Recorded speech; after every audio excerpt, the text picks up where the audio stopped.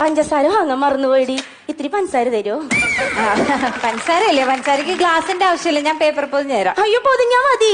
എന്നാ പിന്നെ ഈ ഗ്ലാസ്സിൽ ഇത്തിരി ചായപ്പൊടി എടുത്തോ. എന്നാ പിന്നെ വെള്ളോടെ കൊണ്ടുപോയി എന്നാലല്ലേ ചായ ആവൂ. അപ്പൊ അവൻ വീട്ടിൽ കഴിക്കായിരിക്കും.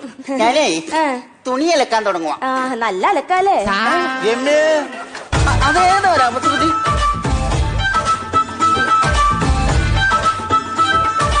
രമ്യേ, ശ്രുതി വന്നോ? അതെന്റെ ഭർത്താവാ സുശീലേട്ടൻ. ആഹാ, നീ ഇവിടെ വന്ന് നിൽക്കുകയാണോ?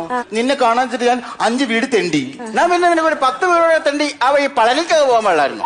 കൃത്യസമയത്ത് ചേട്ടന് ഭക്ഷണം കൊടുത്തില്ലെങ്കിൽ അപ്പ തല കറങ്ങും. അതെന്താ അങ്ങനെ? സാമ്പാർ കൊട്ടയോടെ നീട്ടി അങ്ങ് ഒഴിച്ചു കൊടുക്കും കേട്ടോ. അയ്യോ, ഞാൻ എന്തൊക്കെയായി കാണിക്കുന്നേ? ഇതൊക്കെ ഞാൻ എന്റെ വീട്ടിൽ ചെയ്യേണ്ടതല്ലേ?